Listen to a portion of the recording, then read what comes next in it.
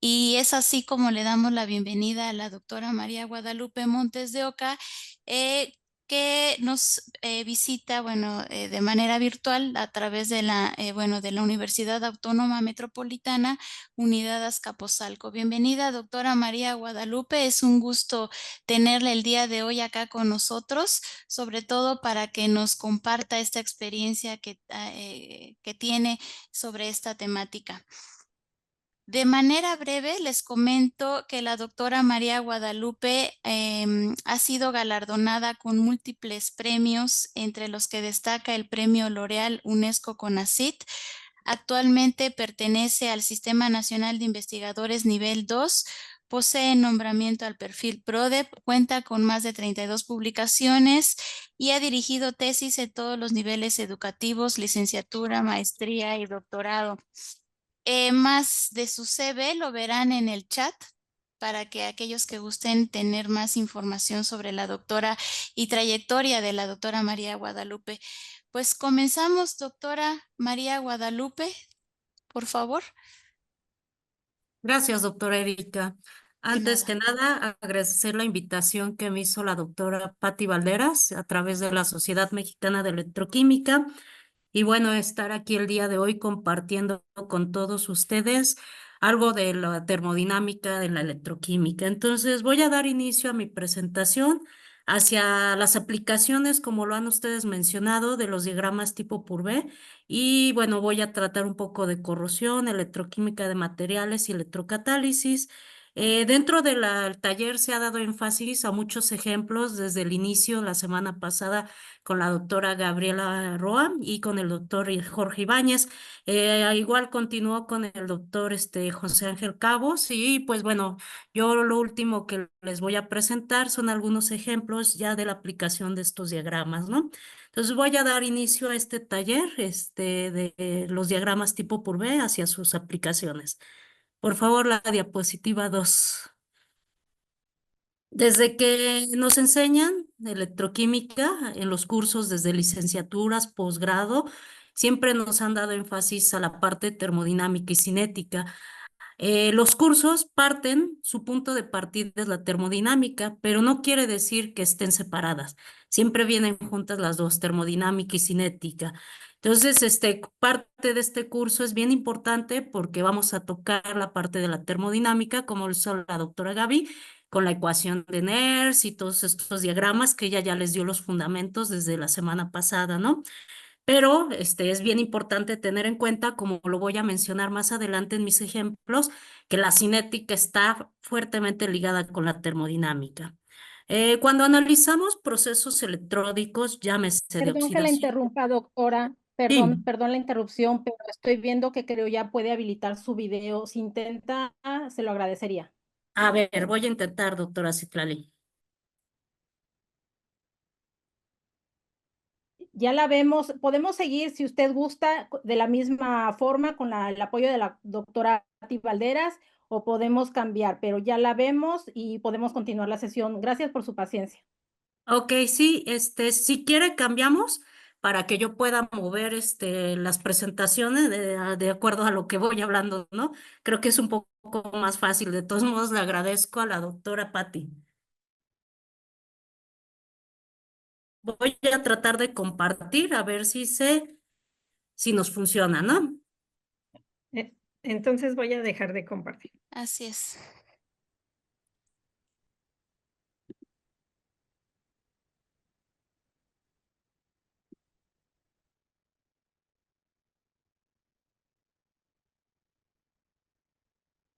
No sé si ya me ven la presentación compartida. Sí se ve una presentación, pero no sé si sea la que estábamos viendo o es la suya. ¿Está en Drive? Sí, estoy en el Drive. Ah, ok. No sé si ya la Está vean, la en la primera que es la portada. no, estamos en la página 2 o diapositiva 2. Ah, yo creo que entonces están viendo la de la doctora Patti. A ver, doctora Patti, ¿puedes dejar de Ya dejé presentar? de compartir. ¿Ya? Yo no veo, es más la presentación. o se A ver, congeló. ya compartí la diapositiva 2. No sé si todos la puedan ver. Yo sigo viendo la 2, igual no sé si sea mi computadora que se A ver, me congeló. voy a pasar, doctora Erika, a la 3 para ver si estamos en mi presentación, A ¿no? ver. Sigo Estoy en viendo la 3, la 2, sigo viendo la 2. Ya la estamos 4. viendo cambios. ¿Sí? ¿Sí ven cambios? Sí. Entonces es Ok. mi computadora. Bueno, para confirmar, sigo en la diapositiva 2. Voy a seguir hablando. Entonces, les decía que la parte de la termodinámica, desde que despegamos, es lo primero que hay que analizar, los procesos que están ocurriendo, llámense de oxidación o reducción, ¿no? Entonces, los marco en esta diapositiva de forma muy general, como lo han visto durante el curso del taller, donde hablamos de un agente oxidante que gana Z electrones para formar un agente reductor. Estas reacciones tienden al equilibrio y las podemos plantear en sentido inverso, como está mostrado en la diapositiva, ¿no? Tenemos diferentes sistemas y muchas aplicaciones de termodinámica y cinética. Por ejemplo, aquí menciono sistemas multicomponentes, multireaccionantes, multifásicos. Dentro de los ejemplos que mencionaba el ponente anterior, pues menciona sistemas donde ya se les da aplicación en separación, en corrosión, y yo voy a tocar el de electrocatálisis dentro de mis ejemplos. Algunos ejemplos como extracción hidrometalúrgica, de los que mencionaba el doctor Ángel Cabos, y bueno, pasivación de metales, que les mencionaba el del hierro y el aluminio, y pues vamos a tocar esta parte. Si hay dudas, yo voy a estar pendiente de las preguntas que me hagan la doctora Erika y Patricia a través del mecanismo que han estado usando, que es a través del chat, ¿no? Entonces, estoy pendiente. Para seguir avanzando en estos ejemplos, pues tenemos sistemas metálicos o aleaciones, no solo quedarnos con esos metales como es el hierro, sino ya también abarcar aquellos que son como las aleaciones, podría hablar de los aceros, ¿no? A pesar de que nosotros decimos como sociedad de que son aceros inoxidables, eso es como que algo relativo, ¿no? Es un término relativo porque sí se acaban oxidando, ¿no? Y lo podemos ver cuando hacemos el análisis de estos sistemas. Por eso es que muchos de los investigadores se enfocan al estudio de la corrosión, ¿no? Porque es un problema que a veces se presenta en muchos sectores y tiene pérdidas económicas muy fuertes, ¿no? Entonces, tratarlo y evitarlo es parte del trabajo que tenemos nosotros los electroquímicos y bueno, tenderlo para poder dar ataque a este problema es más importante, ¿no? Tenemos reacción con el medio. Nosotros podemos ver cualquier estructura, llámese de acero, que de repente ya se ve con esa superficie de color café, ¿no? Y entonces lo que estamos viendo es que ya sufre un proceso de oxidación, de deterioro, ¿no? Como se lo decían, va desgastándose la capa de diferentes formas, puede llegar hasta picaduras, destrucción del material y toda esta parte, entonces hay que evitar y hay muchas formas de evitarlo, ¿no? Pero entendiendo el problema desde sus diagramas, ¿no? ¿Por qué está pasando lo que el proceso está ocurriendo? Y lo vemos a simple vista, ¿no? Cuando vemos que está ese cambio de color, ¿no? Inclusive cuando tenemos cobre, de repente ya le vemos una superficie de color como entre verde y algo, los óxidos de cobre, ¿no? Y algunos de ellos, como lo dijo el doctor Ángel Cabos, pues son preventivos como en el caso del aluminio, ¿no?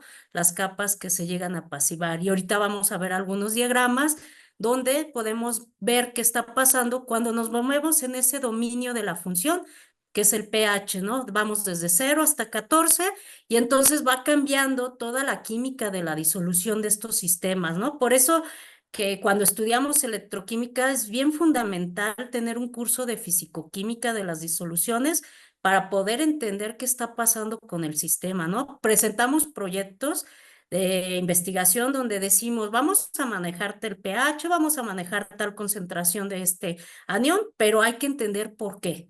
¿Por qué se están manejando esas concentraciones, no? En función de esa termodinámica, ¿no? Y hacia dónde me va a llevar, como un ejemplo que les voy a dar en las diapositivas, que es el estudio de los electrodepósitos de cobre, ¿no? Cuando me paro en cierta condición de pH y concentración de cloruros, cambia toda la cinética del proceso. ¿Y por qué cambia? Porque me estoy moviendo en regiones diferentes del diagrama. Y entonces eso me cambia pues el tipo de material que estoy obteniendo con ese electrodepósito. Y voy a hablar de ello más adelante. Después aquí tengo en la diapositiva que sufre un ataque en de su entorno, ¿no? Entonces es algo inevitable cuando trabajamos con metales. ¿Por qué? Porque tienen la capacidad de ganar y perder electrones, estas especies electroactivas, y entonces eso nos pone en aprietos porque entonces están llevando a cabo las reacciones de oxidorreducción y hay que entenderlas desde su lado termodinámico, ¿no? Y lo peor es que viene un deterioro de las propiedades, ¿no? Y se pueden convertir en productos no deseados y entonces eso ya es donde nos pone a preocuparnos sobre el sistema, ¿no? Y vamos a tocar varios de los ejemplos. Aquí en esta diapositiva 4 menciono cuando se manejan soluciones alcalinas, ácidas y neutras, ¿no? Cuando tenemos soluciones, no podemos evitar que esté presente el O2. ¿Por qué? Porque nuestro aire lo tenemos. Además, por eso nosotros en nuestros sistemas experimentales burbujeamos nitrógeno o argón para remover este O2 de la disolución. Adicional, tomamos las medidas adecuadas para que el nitrógeno o el argón durante nuestro experimento en el laboratorio se encuentre en la superficie y entonces no permite el paso del O2, ¿no? Y evitar esta reacción de reducción, que es la reacción de reducción de O2, ¿no? Y bueno, la podemos tener en medio ácido o en medio alcalino. Cualquiera de los dos medios nos lleva a esta reducción y eso provoca que entonces tengamos la oxidación del metal. La oxidación del metal y la reducción, llámese del O2 o la reducción de protones, como lo mencionaban en el taller de la semana pasada. Inclusive en los diagramas PUR-B se aparecen las líneas donde marcamos estas dos semirreacciones de reducción, llámese O2 o de protones. Son inevitables, aunque tratemos de hacer cosas experimentales para poder evitar que no haya O2. Si tenemos un pH ácido, vamos a tener protones y entonces vamos a tener evolución de hidrógeno, una reacción bien interesante para los electroquímicos que ha llevado muchos años de estudio y aún se sigue estudiando esta de reducción de protones, ¿no? Hasta la fecha seguimos con ello aquí. No sé si haya dudas al momento, por ahí veo que se habilitó algo en el chat, no sé si quieran que revisemos esas dudas antes de pasar a la Sí. siguiente diapositiva. Dudas como tal no hay, nada más les recordamos que pueden dejar durante la sesión de la doctora María Guadalupe sus dudas, preguntas, comentarios, lo que quieran hacerle para que vayamos interactuando de esa manera. Adelante, doctora. Gracias, doctora Erika. Bueno, sigo un poco pausado para que salgan las dudas o los comentarios, ¿no? Aquí les coloco un artículo que es por el autor de estos diagramas, Marcel Purvé, que ya lo mencionaron en el taller anterior, de origen belga. Y entonces la interpretación de estos diagramas viene desde ver líneas en vertical o horizontal o líneas que siguen una forma y igual a mx más b, ¿no? O sin ordenada al origen, como es la reducción de los protones, ¿no? Cuando vemos que se tiene una línea horizontal como la que muestro en la parte izquierda de la diapositiva, es que no hay una dependencia con el potencial. Tú puedes variar el pH y entonces el potencial siempre va a ser el mismo, se vuelve independiente de esa variable X, ¿no? En cambio, si me voy al del recuadro de en medio, hay una dependencia con el potencial. Entonces, aquí lo que vemos es que va cambiando el potencial a un pH fijo. Y hay sistemas que se vuelven más complejos en un caso que siguen la línea y igual a mx más b, como es el tercer recuadro. Y entonces por ahí ustedes han visto en los ejemplos que les han puesto los ponentes que ya hay dependencia en el potencial y el pH, ¿no? Entonces son sistemas que se vuelven complejos. Por ahí cuando hacemos la construcción de estos diagramas nos basamos en el sistema donador, aceptor y partícula intercambiada. Llámese del equilibrio electroquímico, que en este caso la partícula intercambiada son los electrones. Y bueno, pues basándonos en este sistema donador, aceptor y partícula intercambiada, es que se hace toda la metodología para la construcción de estos diagramas, como lo dijo el doctor Ángel, ya sea a mano o con los softwares como el que les estaba mostrando, ¿no? Hay veces que es muy productivo hacer los diagramas a mano. aunque sea difícil y en los sistemas sean complejos. ¿Por qué es de ayuda hacerlos? Porque entendemos, ya no solo vemos como una caja negra al software, sino estamos entendiendo qué está pasando con esa química de la solución, cuáles son sus constantes, si tiene constantes de acidez, de basicidad, formación de complejos, ¿no?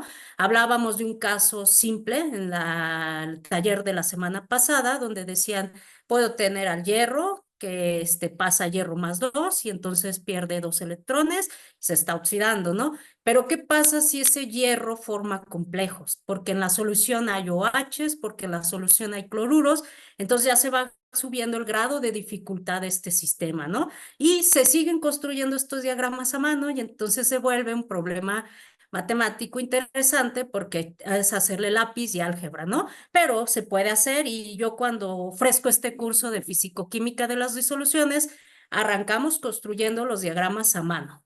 ¿Por qué? Porque así entendemos lo que está pasando, ¿no? Con estos sistemas. Entonces, esa es una buena sugerencia y también usar el software, porque es una herramienta que tenemos, como lo estuvieron viendo, ¿no? De este lado, entonces vemos que tenemos ya un diagrama tipo Purvé, donde en el eje de las X está el potencial, el pH, y en el eje de las Y está el potencial.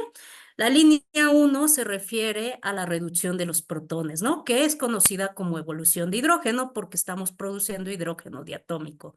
La línea 2 se tiene lo que es la reducción del O2 que puede venir del ambiente o nosotros mismos lo podemos estar colocando en la celda a través de un tanque, una instalación de O2, porque recuerden que es bien importante estudiar la reducción de O2. El O2 es una reacción que todos los electroquímicos que han trabajado con celdas de combustible se han enfrentado, porque tiene una cinética muy lenta y además necesita ser catalizada para que se lleve a cabo y entonces estamos metidos en cómo buscar un material que pueda catalizar esta reacción, pero veamos aquí que ya está marcada su línea en el número 2 y tiene una dependencia con el potencial y el pH en esta diapositiva.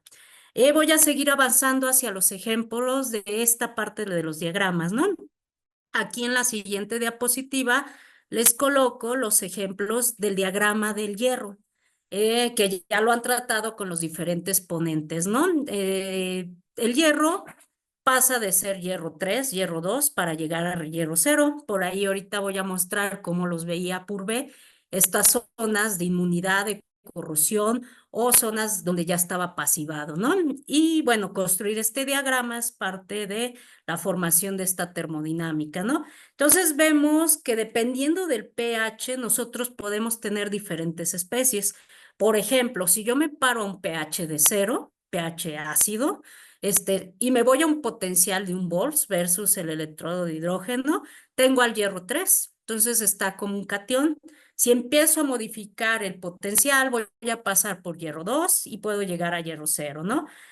Y manteniéndome a un pH de 0, ¿no? Si me muevo a un pH neutro, que sería lo más común, porque pues sabemos que el agua presenta este pH, pues ya tendría la formación de un complejo que se llama un complejo inmune, porque ya está formado como un hidróxido de hierro, ¿no? Y entonces está ahí como hidróxido de hierro, lo perturbo en el potencial y lo llevo a hierro 2, que ya es el catión, o puede estar en la región, porque estoy muy cerca de la región del hidróxido de hierro, pero de ahí bajar al hierro 0, ¿no? Entonces esas Doctora, rutas perdón, me cambian doctora la historia Guadalupe, termodina. ¿me Sí, escucha? adelante, doctora Erika. Una Sí, pregunta, bueno, no sé si soy yo, pero ¿sí está señalando en la diapositiva? Porque no lo eh, visualizo. a ver, ya me moví, a ver, Ah, déjenme ver, si gusta puede creo que poner no, su láser. ay, a ver, mire, me Bueno, ahí estoy ya se fue a la moviendo. diapositiva 8. Ando moviéndome por las diapositivas, Ah, sí. estoy buscando la Así es parte ahí. de la habilitación. Aquí, ¿verdad? Listo. En rojo, puntero láser. Sí, Sí, gracias, gracias. doctora Erika. Me regreso a la diapositiva. También si hay dudas, estoy pendiente. Bien, entonces, estábamos en pH 7, más o menos por aquí. Entonces tenemos el complejo de hierro 3 con hidróxidos, el complejo de hierro 2 con hidróxidos y el complejo de hierro 0. Bueno, que en este caso ya es el metal, ¿no? Entonces, este diagrama ha sido estudiado por lo mismo de que el hierro es un material bastante importante y sufre ese proceso que es la corrosión. Entonces, bueno, plantean cómo construirlo de forma, ocupando la ecuación de Nernst, como lo mostró la doctora Gaby la semana pasada, y plantear esta línea de la dependencia con el potencial y el pH, ¿no? Entonces, en el recuadro de arriba, yo, por ejemplo, veo que hay una línea en horizontal. Ahí solo tengo la dependencia con el pH. Y de repente subo a la línea 4, ya está la dependencia con el potencial, ¿no? Por aquí unimos la línea 3 en la esquina hacia la línea 2 y ya veríamos la dependencia. Entonces, todo esto depende de la físico-química de las disoluciones, las constantes de equilibrio y lo que han estado tratando durante todo este taller. Y bueno, todo lo que se ha estado reportando, pero bueno, es bien claro y lo veía yo en las preguntas, que lo que se reporta siempre suele ser a una temperatura de 25 grados centígrados. Asumimos que se tratan de concentraciones molares, no de actividades. Y bueno, haciendo esos acercamientos es que podemos hacer la construcción de estos diagramas. Pero bueno, ya cambia la historia cuando ya no tengo una temperatura de 25 grados centígrados porque las constantes de equilibrio van a cambiar. Y también si ya no me muevo al disolvente, que ya no sea agua, entonces ya me pongo en un aprieto más fuerte todavía, como ahorita lo voy a ver más adelante, porque entonces las constantes que están reportadas, que se han determinado, han utilizado al disolvente como el agua, ¿no? Entonces hay que tener claro eso cuando vemos estos diagramas o los vemos publicados en la literatura, las condiciones en las que se están construyendo, ¿no? Y el tercer diagrama que tengo en la parte de aquí abajo, pues bueno, es el diagrama donde ya muestra la construcción total de este diagrama del hierro, ¿no? Hierro con el agua principalmente, es un diagrama tipo Purvé del hierro.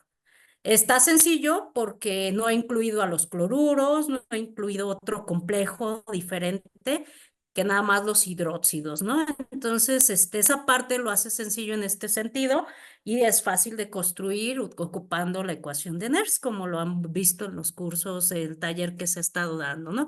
O pueden irse al software de Medusa y hacerlo como lo hacía el doctor Ángel y ya ven la construcción de este diagrama. Voy a la siguiente diapositiva, donde ya tenemos marcado este diagrama del hierro, ya señalando las zonas de predominio. ¿Por qué les decimos diagramas de predominio? Porque podemos predecir qué especie se está presentando en las regiones, ¿no? Dependiendo tu variable pH y tu variable potencial, tú puedes asegurar que en tu experimento va a estar esa especie química, ¿no? Y entonces tenemos la región de pasivación, que ustedes lo ven aquí, que ya son compuestos formados de hierro, donde ya no están reaccionando y están de forma pues pasiva, ya sin movimiento, ¿no? Sin ser perturbados, ¿no? Aunque está en toda esta región, por ejemplo, del óxido de hierro, tenemos ahí que está pasivo, ¿no? Compuesto. Si yo me muevo en la región de las diferentes partes del diagrama tipo Purvé, puedo tener la región de corrosión, que es principalmente cuando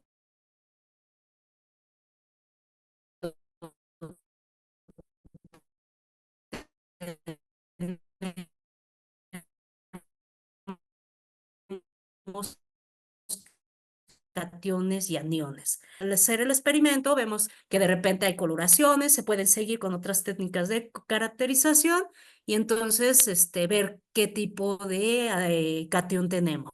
Si me muevo a condiciones de cierto valor de potencial, por ejemplo 2 y un pH como de 4, pues ya tengo un anión que también está sufriendo un proceso, está en esa región donde pueden estar ocurriendo reacciones de oxidorreducción. Entonces nosotros podemos controlar experimentalmente qué está pasando con nuestro sistema si fijamos un pH y además perturbamos el potencial. Digo perturbar porque con los equipos, los potenciostatos, galvanostatos, podemos estar cambiando el potencial o cambiarle la corriente y ver qué está ocurriendo con nuestro sistema.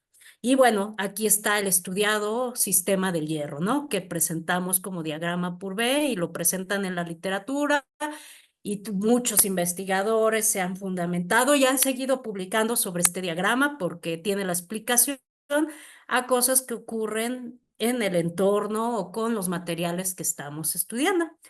Por ejemplo, yéndome a un campo de síntesis de materiales, si yo quisiera sintetizar partículas, hablando de partículas nanométricas de hierro, ver que a veces en el sistema acuoso no lo puedo lograr por las condiciones de pH y por cómo se va a estar dando una reacción de forma espontánea. Entonces, a veces que queremos sintetizar a través de un electrodepósito hierro, con el agua es imposible de hacer. Entonces te tienes que mover a otro medio donde ya lo puedas sintetizar para poderlo tener como hierro metálico y lo puedas ocupar en la aplicación que se vaya a usar, llámese electrocatálisis o alguna otra aplicación. Pero el diagrama Purvé nos da un primer acercamiento de por qué no vamos a tener hierro metálico, por qué termodinámicamente está formando óxidos, hidróxidos, ¿no? Porque es espontánea esa reacción en función de un delta G y un delta E, ¿no? De la reacción que se está llevando a cabo. Voy a pasar a la siguiente diapositiva, donde es como Purvé veía el diagrama Purvé del hierro. El mismo autor Purvé, él decía, a ver, voy a hacer un esquema, una caricatura de este diagrama de cómo lo estoy yo viendo, ¿no? Tengo la región de pasivación, que es donde tengo encerrado a ese anión, ese catión, y no puede reaccionar con lo que se le ponga enfrente, porque electroquímicamente está descansando o está encerrado, ¿no? Está inactivo, sería la palabra. Pero si yo me muevo a otra región, esa zona de predominio de otra región, me va a encontrar que va a haber proceso de corrosión. Y entonces, pues ya estoy atacando al material y pues está libre, ¿no? Y me puedo ir a la zona de inmunidad donde estamos tranquilos, pasivos y entonces no está pasando nada, que es la inmunidad del caso de tener hierro cero, ¿no? Purvé veía así este diagrama, ¿no? Y se me hace una representación, pues, que nos puede dar una idea de cómo él veía o por qué daba la importancia de estudiar estos diagramas, antes de hacer cualquier cosa, a ver, entiende la termodinámica de lo que está pasando con tu sistema hierro, ¿no? Por eso es que está aquí. La siguiente diapositiva me muestra el mismo diagrama tipo Purvé, pero ahora me estoy parando en un pH de 9, como lo muestra la línea punteada roja, ¿no? Y entonces, ¿qué pasa si perturbo el potencial cuando mantengo un pH de 9? Pues voy pasando por varias regiones, entre ellas regiones donde pues se encuentra entre la interfase de un sistema de hierro 2 a un hidróxido, o tengo formado un óxido de hierro y qué está ocurriendo con el sistema, ¿no? Y bueno, en base a esto es que representan que el hierro, con su estado de oxidación cero, está perdiendo 2 electrones para formar hierro 2, pero viene acompañada de la reducción de alguien, y es la reducción del O2 que se encuentra en el ambiente, y entonces forman los OHs. Y esto sí se fuera en medio básico, ¿no? Porque estoy hablando de pH 9, ¿no? Entonces, por eso es que planteo la reducción de O2 en un medio básico. Y pues empiezan a haber pérdidas de material, como lo muestra este esquema. Aquí estamos perdiendo el material porque el hierro se está disolviendo y se está yendo a la disolución o al medio, y entonces lo podemos ver después ya formado como una capa de óxido o llegar a lo que son las picaduras, que también se ha mencionado en los diferentes ejemplos del taller, ¿no? Entonces nos podemos mover en todo el diagrama, ¿no? En el intervalo, en el dominio de la función que luego decimos que es de 0 a 14 de pH y perturbar en el potencial. La siguiente diapositiva me muestra otro tipo de diagrama, un diagrama para el plomo y un diagrama para el manganeso. Por ahí, plomo, el doctor Ibáñez mencionó y hizo algunos experimentos de cómo se veían algunos cambios. Me acuerdo bien del de cobre, que veía cambios de coloración. El de plomo, que mencionaba de las baterías, ¿no? Que también moviendo el pH. Entonces, muchas de las baterías son a base de plomo cuando se necesitaban baterías. Ahorita ya no estamos mudando a otro tipo de baterías, pero en su tiempo las baterías de plomo fueron bastante ocupadas, y entonces estudiar este diagrama tipo Purvé como el que están viendo en la diapositiva, pues nos da una idea de qué está ocurriendo con el sistema. Tenemos formación de óxidos y tenemos la formación de cationes como es el plomo 2 o tenemos el plomo metálico, ¿no? Dependiendo el pH es donde la región que vamos a estar. De hecho, yo aquí marqué un pH de 5, que es la línea roja vertical, y marco un potencial menor a 0, donde tengo la línea horizontal, y entonces interceptas en una región donde está el plomo metálico. Y entonces está el plomo metálico y lo tengo ahí estable, lo tengo inmune, ¿no? Como lo decía Purvé en su esquema, pero ahora ya aterrizado hacia el plomo, ¿no? El diagrama que tenemos del otro lado de la diapositiva del manganeso también nos da una idea de que estamos formando complejos hidróxidos y óxidos, y entre ellos las zonas de corrosión, inmunidad y pasivación, ¿no? Como lo veíamos en el caso del hierro. Cada sistema muestra su propio diagrama, entonces por eso cuando se estudia un sistema es toda una historia, porque hay que partir de cómo está su termodinámica de este sistema. Aquí vemos el del manganeso, ¿no? Por ahí también se pueden hacer experimentos, y de hecho el doctor Ibáñez hizo uno de permanganato de potasio, entonces por ahí veía cambios también de colores y se veía notorio y él se movía en el diagrama. Pues aquí también nuevamente yo les vuelvo a presentar ese diagrama que él abordó la semana pasada, ¿no? Entonces hay diagramas de todo, pero estos diagramas, si lo ven en los dos casos, solo tengo complejos con óxidos hidróxidos, porque no lo he hecho más complejo. ¿Qué pasa si yo llego y le meto ruido al sistema y le meto algún agente acomplejante, donde ya el sistema ya no sea tan sencillo como el agua y el manganeso, el plomo y el manganeso, sino que también le meta, por ejemplo, unos cloruros, nitratos, sulfatos o cosas que puedan perturbar más al sistema, y eso nos cambie la ruta de lo que está pasando en esta termodinámica? Voy a seguir dando ejemplos. Voy a detenerme un poco adelante, donde doy un ejemplo que es de cobre. Entonces ahí es donde ya toco de forma un poco más rígida qué pasa cuando tenemos en un sistema cloruros, ¿no? ¿Qué ocurre con el sistema cuando ya está la presencia, aparte del agua, los cambios de pH, la formación de los complejos, ¿no? Entonces, la siguiente diapositiva me sigue dando ejemplos de qué está pasando con lo que es el entorno, por qué estudia la termodinámica de estos sistemas, cómo se está llevando a cabo el proceso de corrosión, cuando se tiene un cátodo, el ánodo, inclusive la corrosión galvánica que se ha estudiado por mucho tiempo. Aquí en esta fotografía tengo una donde se pone aluminio y cobre, y qué ocurre cuando se ponen en contacto estos dos electrodos. Y entonces empiezan a formar en la fotografía 2 ya algunos óxidos de cobre, ¿no? Entonces se están llevando a cabo estas reacciones de óxido-reducción, me están cambiando al sistema, ¿no? En el caso de la corrosión galvánica. El caso del hierro, por ejemplo, aquí nuevamente plantean que el hierro se puede estar oxidando de forma sencilla en una ruta donde formas un catión de hierro 2, sin meterme todavía con complejos, y eso puede ocurrir en medio ácido o en medio básico, como lo muestran las dos semireacciones que están ocurriendo, dependiendo el pH que yo tenga. Por eso el estudio de los diagramas tipo Purvé.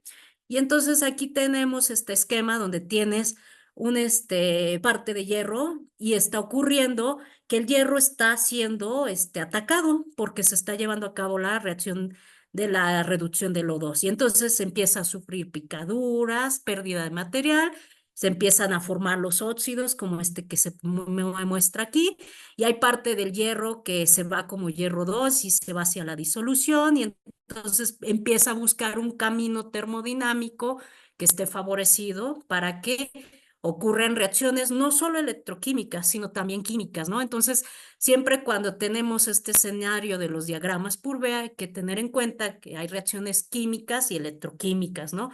Por lo que tenemos en el medio, y además porque tenemos ese conductor que está formando un catión, ¿no? Ese electrodo. La siguiente diapositiva muestra de forma muy general algunos otros diagramas Purvé, en este caso el diagrama Purvé del oro, como lo ven de la parte superior, el oro ya complejado con cloruros, una forma sencilla donde solo se tiene con el agua y el oro. Pero si le metes cloruros, entonces la historia cambia y ya cambia su diagrama Purvé y sus zonas de predominio van a ser diferentes. El cobre, cuando es sencillito, lo tenemos este diagrama Purvé, donde hay pasos de cobre 2 a cobre 1 y cobre 0, nada más con la interacción que se tenga modificando el pH y la solución de cobre y agua, ¿no? Pero si ya lo queremos acomplejar con otras cosas como los amoníacos, tenemos aquí que ya cambia el diagrama, ¿no? Se ve completamente diferente al diagrama de sencillo de cobre-agua. Inclusive en esta referencia marcan el acomplejamiento del cobre con el amoníaco. Yo voy a tratar el acomplejamiento del cobre con el cloruros, como lo he dicho, y lo voy a estudiar tanto termodinámica como cinéticamente, qué está pasando con mi sistema, ¿no? Que es el cobre. Y además después lo voy a aterrizar, como lo van a ver, que hay reportado ya en la literatura de sistemas más modernos donde ya no utilizamos agua, sino se utiliza otro disolvente, pero ahí no tenemos reportado todavía constantes de equilibrio, ¿no? Ese es trabajo que hacer, que todavía hay terreno por qué cosechar, ¿no? Voy a la siguiente diapositiva dando ejemplos muy generales para caer en los ejemplos ya más detallados. Echando un clavado en la literatura de qué hay publicado hasta el momento en diagramas Purvé, se encuentra unos artículos más recientes. Al final voy a tratar uno de Palladio 2024, donde verán ustedes cómo con teoría de funcionales de la densidad construyen diagramas Purvé y además los asocian de qué está ocurriendo con ellos, ¿no?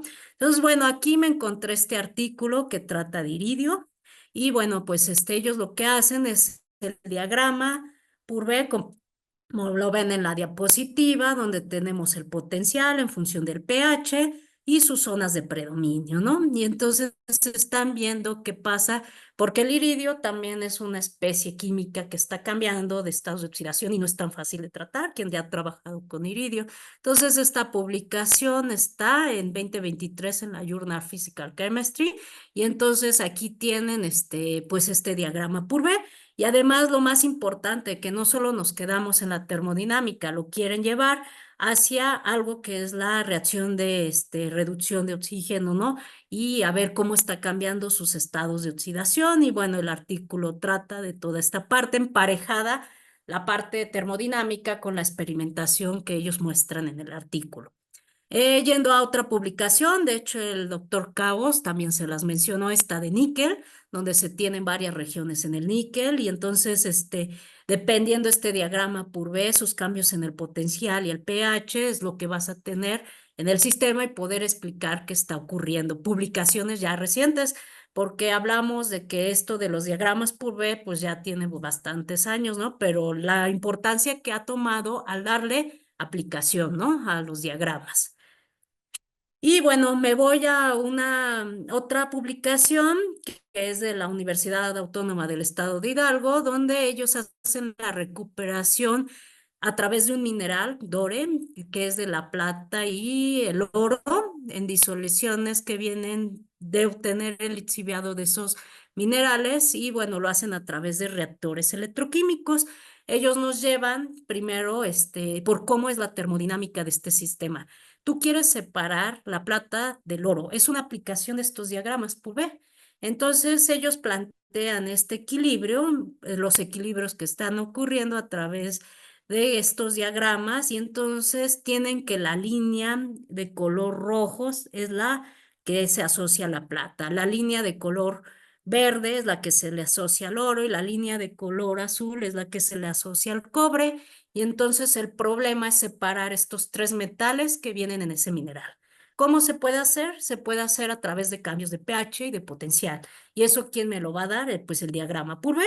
Hay que ver qué está ocurriendo en las diferentes regiones de cada sistema y buscar la condición más adecuada para lograr esa separación, ¿no? Entonces, le dedican totalmente un estudio largo para ver cuál es la condición en la cual tú puedes separar estos tres metales del mineral, ¿no?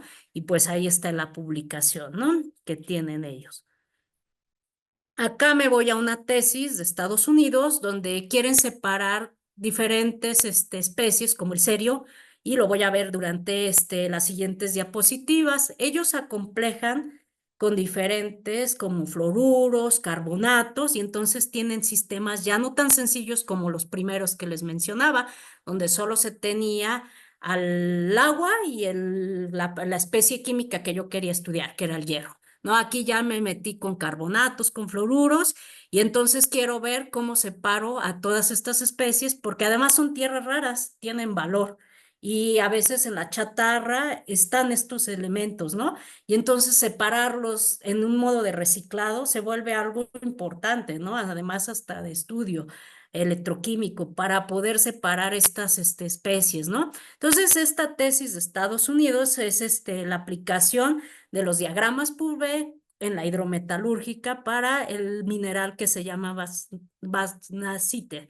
Y entonces ellos lo que quieren separar son las tierras raras y lo hacen acomplejando a las especies que están en la solución, ¿no? Entonces, entre ellos utilizan como la termodinámica antes de arrancar con las condiciones experimentales de cómo se van a llevar y entonces buscan el parámetro más adecuado de pH para poderlos separar. Bueno, y aquí están los dos diagramas. En el caso de la primera figura, tenemos que el cerio están prediciendo que se encuentra en una concentración de 10 a la menos 6 molar y además tiene una concentración fija de fluoruros y carbono de 1 molar por kilogramo, ¿no? Entonces ellos fijan condiciones. Esa es la parte también de los diagramas Purvé, que a veces son muchas variables desconocidas y entonces de repente hay que fijar lo que conocemos los de química analítica como un amortiguamiento, ¿no? Hay que, para poder resolver el problema, fijar algunas variables. Y entonces hablamos de amortiguar, mantener constantes algunas de las variables, como lo están haciendo en esta tesis, ¿no? Donde dicen, yo voy a fijar una concentración para construir mi diagrama y además voy a fijar concentraciones de agentes acomplejantes, ¿no? Porque se vuelve el sistema más complejo. Llega un momento que son muchas las variables desconocidas y la solución, pues no se puede hacer porque no es una solución única, ¿no? Entonces hay que hacer uso de los amortiguamientos, ¿no? Que es mantener constantes algunas condiciones para poder irlo resolviendo, ¿no? Entonces, no sé si haya dudas hasta el momento, doctora Erika, Sí, doctora Patti. sí, doctora María Guadalupe. Hay una que pregunta José Carlos Ordóñez de la UAM. Dice, ¿qué método es el adecuado para separar las tierras raras? Y para este caso, ¿sería bueno utilizar los disolventes eutéuticos? Ok, gracias, doctora Erika. Sí. Sí, como se ha vuelto de valor agregado estas tierras raras, pues sí hay que buscar los métodos de cómo separarlas, ¿no? Esta tesis en particular de Estados Unidos, una tesis reciente del año 2023, lo que hacen es usar acomplejantes para poder separar el cerio y algunas especies, como ahorita lo voy a mencionar en las otras diapositivas. Inevitablemente, a veces en agua no se puede separar porque se vuelve un problema muy complejo, ¿no? Entonces tienes muchas especies que se están oxidando, reduciendo en un potencial muy semejante. Entonces tú dices, yo quiero aplicar una cronoperometría para separar al cerio, sí, pero a ese potencial ya también se te está reduciendo otra especie por ahí y entonces pues ya te estás trayendo no solo cerio, sino ya también te estás trayendo, por mencionar, otra tierra rara, ¿no? Y entonces ya no se vuelve tan fácil el problema, ¿no? Se vuelve complejo. Te vas a la termodinámica y por más que le buscas las condiciones, no hay una condición tan adecuada para decir en esta lo puedo separar. Hay sistemas que por su naturaleza no se dejan separar por cómo son químicamente, ¿no? Su termodinámica, ¿no? Entonces te tienes que mudar, como lo mencionan en la pregunta, a otro tipo de disolvente, como son los líquidos iónicos, dentro de ellos los disolventes eutéticos profundos. Por ahí un problema muy fuerte con el agua es que no pueden, si yo tuviera, por ejemplo, un precursor de un óxido de hierro, no es fácil de disolverlo en el agua. Entonces, aunque le cambie la temperatura, cambie condiciones de preparación de la disolución, los óxidos metálicos no son fáciles de disolver en agua. Entonces, por eso nos mudamos a otro sistema de disolventes, como son los líquidos iónicos, para poderlos disolver y entonces a través de un proceso de lixiviado, poderme traer parte de esos iones a mi sistema y entonces ya traer una solución que ya no traiga una mezcla compleja de muchos cationes y me sea casi imposible entrar a la separación, ¿no? Entonces, sí hay bastante la publicación de recobro de tierras raras y entonces empleando pues el agua, pero con agentes acomplejantes o mudándonos en otro tipo de disolventes como el que mencionan en la pregunta, ¿no? Y bueno, aquí en este caso, esta tesis lo que hicieron es acomplejar con carbonatos y con fluoruros para poder lograr la separación y empiezan a estudiar toda la termodinámica paso por paso, escalón por escalón, de qué está pasando cuando tienes los fluoruros y el cerio. ¿Qué pasa cuando tienes los carbonatos y el cerio, los hidróxidos y el cerio? Y después llegan a un momento de la pirámide donde ya meten a todos juntos, ¿no? Teniendo en cuenta lo que les menciono, que hay que amortiguar especies, porque entonces son un montón de variables y no son variables que pueda yo resolver con los diagramas, ni además en un experimento, si empiezas a cambiar muchas variables, se vuelve un sistema muy complejo y se vuelve a veces imposible de explicar, ¿no? Entonces, en esta tesis nos llevaba paso por paso, escalón por escalón, de cómo separar las tierras raras de este mineral, ¿no? Empezaban con los agentes acomplejantes. En la siguiente diapositiva siguen analizando al cerio. En este caso tenemos un sistema, un diagrama Purvé sencillo de cerio con la interacción del agua, ¿no? O el caso del cerio cuando tenemos en el lado B qué está pasando con el cerio si cambiamos concentraciones. Por ejemplo, cuando tú construyes el diagrama, dices en el caso de la figura A, fijo una concentración de cerio de 10 a la menos 3 molar. Y en el caso de la figura B, la voy a manejar 1 molar. Entonces ya estás cambiando las concentraciones, tu diagrama Purvé cambia, ¿no? Y eso cambia en el experimento, lo pueden ustedes ver, regiones que eran más angostas se vuelven más estrechas, ¿no? Y entonces, con el hecho de cambiar la concentración de la especie electroactiva, que en este caso es el cerio, pues entonces estoy cambiando el diagrama Purvé a una forma diferente, ¿no? Y pues eso nos vuelve que cada que haga un experimento debo de conocer mis condiciones experimentales para que yo pueda fijar desde dónde estoy partiendo y pueda explicar lo que está ocurriendo en mi sistema, como ahorita lo voy a hacer con el sistema que yo estudié, que fue cobre. La siguiente diapositiva muestra los diagramas Purvé de esta misma tesis, donde ya lo acomplejan con fluoruros antes de irse con los carbonatos. Entonces, acomplejan al cerio con los fluoruros y entonces vemos este tipo de diagrama. Nuestro sistema ahora se volvió cerio, fluoruros, agua. Y entonces el sistema cambia su diagrama tipo Purvé. Por eso las herramientas computacionales como el programa Hydra Medusa es importante porque a veces estar haciendo a lápiz todos estos diagramas pues no es tan trivial y tan rápido, ¿no? Entonces te metes al software, lo haces como lo mostraron en la ponencia anterior y pues ya tienes una idea de un primer acercamiento de qué está pasando con tus diagramas, ¿no? Y entonces el diagrama de la figura A nuevamente tiene la misma concentración de 10 a la menos 3 molar y el diagrama de la figura B 1 molar, pero ahora lo que ya metieron fueron los fluoruros. Entonces van estudiando a paso la termodinámica de qué está pasando con el cerio. Y en este caso ya fijan la concentración de fluoruros en los dos sistemas, en el A y en el B, de 10 a la menos 3 molar. Entonces es importante tener variables controlables en los experimentos para poder estudiar su termodinámica y cinética y no empezar a variar de forma aleatoria todo, porque entonces no va a haber explicación sencilla de lo que está ocurriendo, ¿no? Siempre conviene un estudio sistemático para poder ir explicando los sistemas. Y bueno, aquí esto es con respecto a aplicaciones encontradas en la literatura. Yo quiero aterrizar esto de los diagramas Purvé en un caso muy particular, que es el estudio del electrodepósito de cobre, que fue una parte de lo que yo estudié durante la maestría, ¿no? Entonces, en este estudio, lo que se analizó fue la nucleación y el crecimiento electroquímico de cúmulos metálicos de cobre cambiando condiciones experimentales, un caso estudiado de forma con los diagramas Purvé y aparte con la parte experimental electroquímica que yo analicé durante la maestría.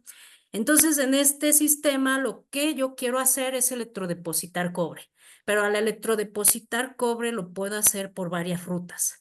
El paso más sencillo sería que cobre 2 ganara 2 electrones y se fuera al cobre 0. Un paso con un intermediario es que el cobre 2 pasará al cobre 1 y luego formará el cobre 0. Pues hay artículos publicados donde se demuestra que aunque tú tengas una solución libre de cloruros, siempre va a haber un paso por cobre 1, aunque sea de forma más rápida, ¿no? Por ahí un autor, Milchet, él publicó que aunque tú tuvieras una solución con pH ácido, y con sulfatos, no especies de cloruros, siempre ibas a pasar por cobre 1, ¿no? Entonces pasabas del cobre 2 al cobre 1 al cobre 0, pero ese paso del 2 al 1 era de forma muy rápida y entonces experimentalmente a veces no es tan fácil de determinarlo. En cambio, si tú termodinámicamente fijas una solución donde estabilizas un complejo de cloruro de cobre, cobre 1, entonces cambias todo el sistema. Cambia el sistema porque entonces ya le estoy favoreciendo el paso por ese intermediario, que es de cobre 2 a cobre 1 y luego cobre 0, no en los sistemas de sulfatos. Y entonces es lo que voy a abordar desde la parte termodinámica para después ser analizado con la parte cinética, que es lo que decía desde el despliegue de esta sesión del taller. Van juntas las dos y como que embonarlas es parte clave de los sistemas, ¿no? Si solo planteamos sistemas de termodinámica, se queda inconcluso porque entonces no estamos viendo resultados de qué está pasando con esa cinética y es lo que luego nos da pues clave de toda la historia del sistema. Entonces, empezando con este sistema, voy a la primer parte. Lo que les mencionaba, hay muchas aplicaciones del cobre, al igual que el hierro,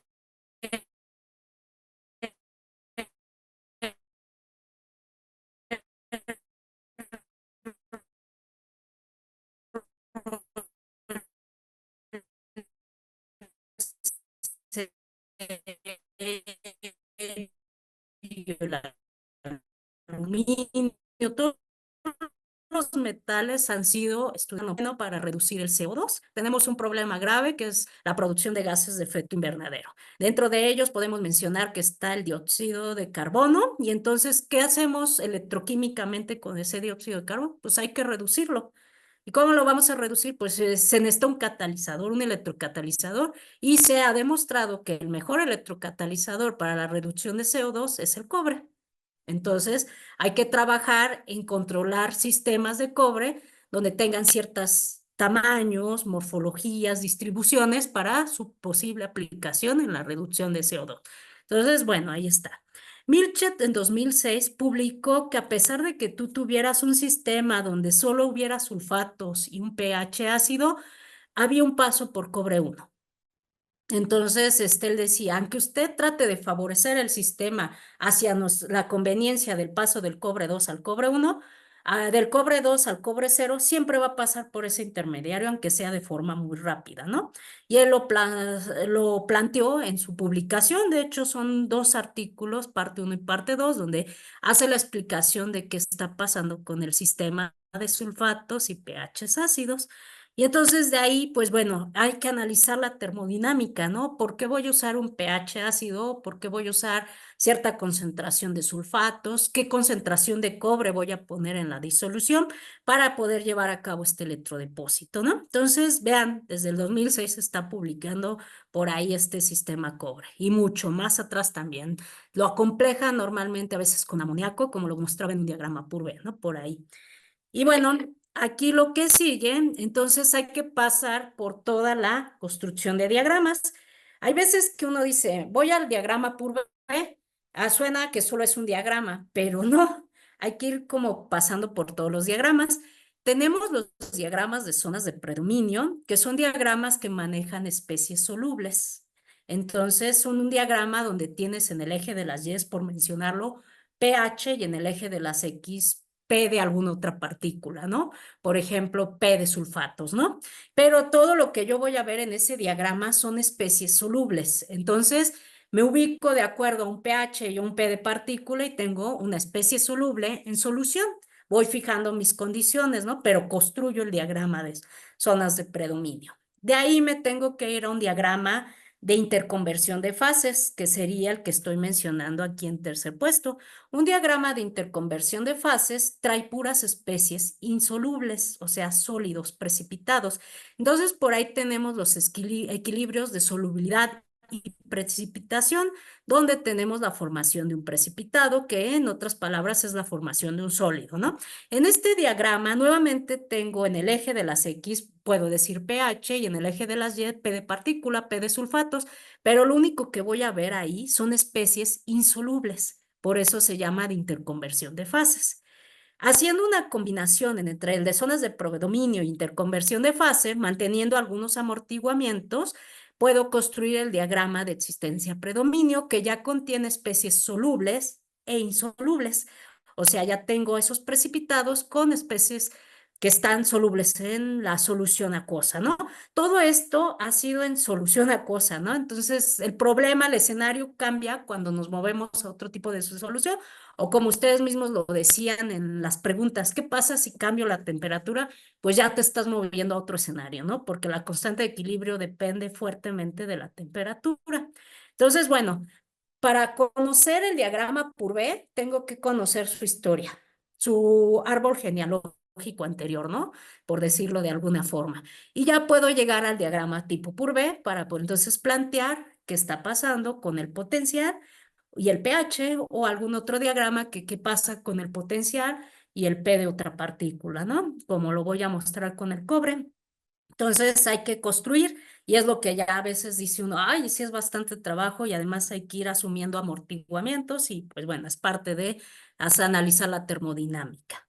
Entonces, conociendo esta historia, es que mantenemos fijas algunas condiciones experimentales, queremos encontrar las más adecuadas, que sería el P de cloruros y el pH para el sistema que yo estudié en ese momento, ¿no?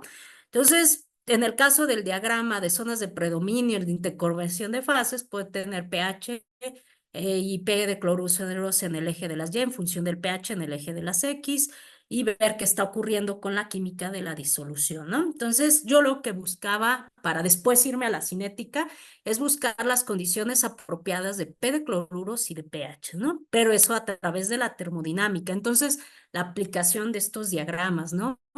Desde los de zonas de predominio hasta los Purvé, ¿no?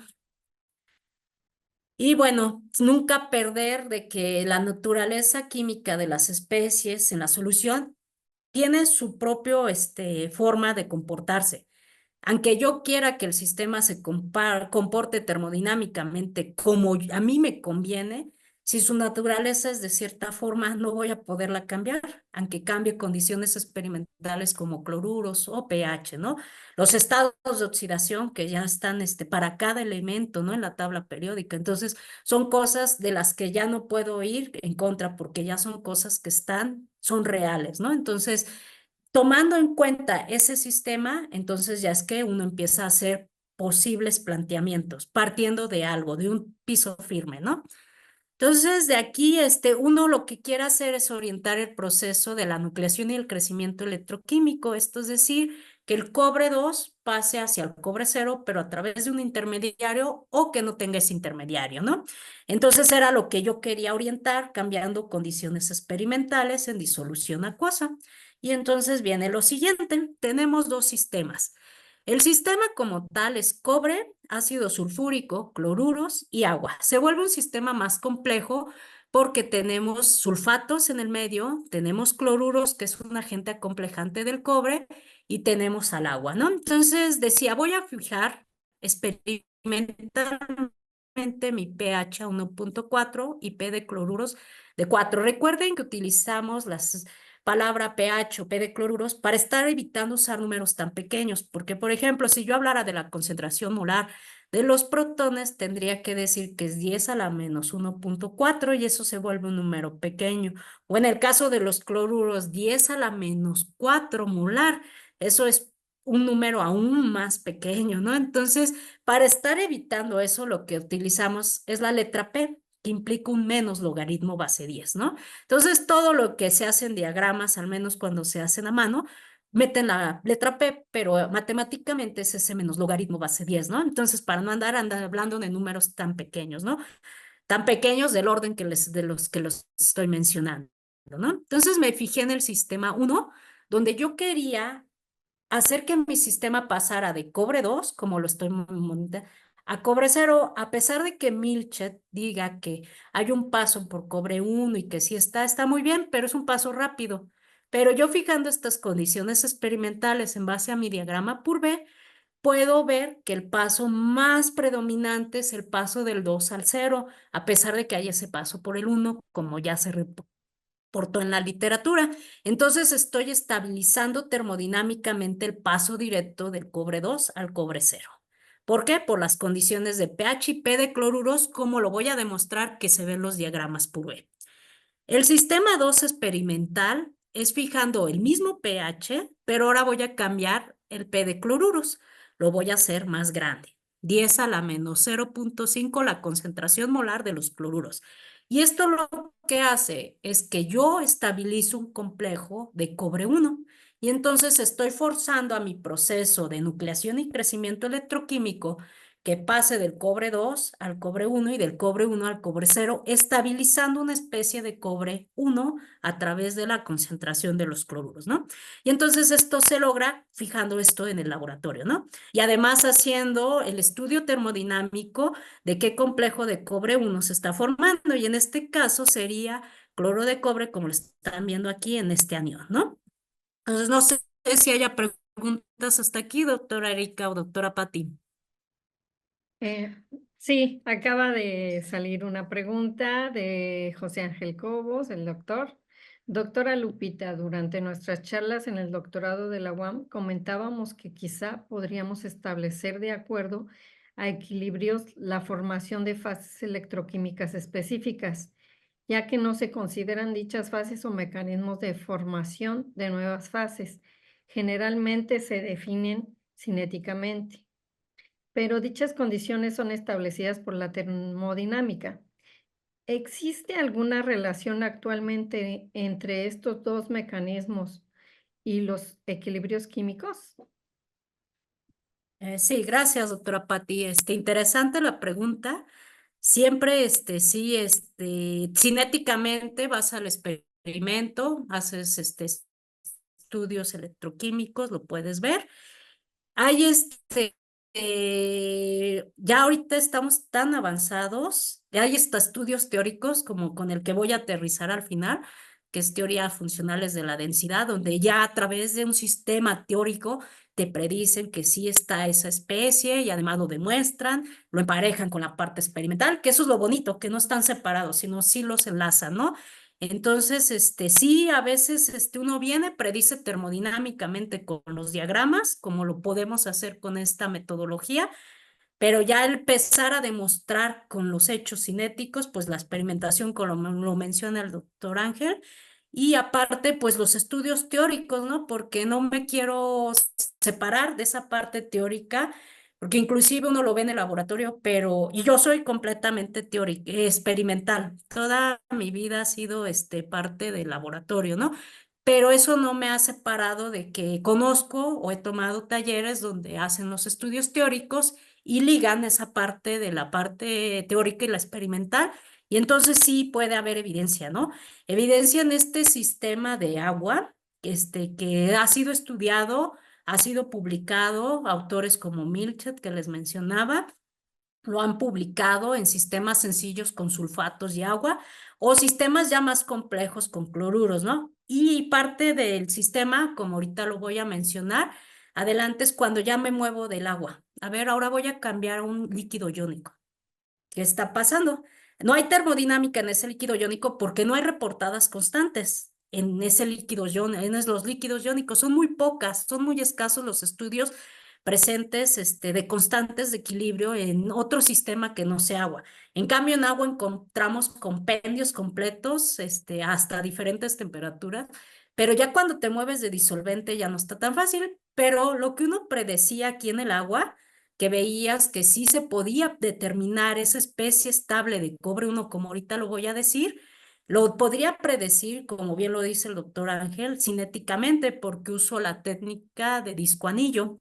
Entonces empiezo a reducir el cobre 2 al cobre 1 en el electrodo, que es mi electrodo de carbono vitrio, pero está rodeado de un anillo, puede ser el mismo carbono, vitrio, platino, donde empiezo a capturar al cobre 1 y le estoy aplicando ahora un potencial de oxidación para regresarlo a cobre 2.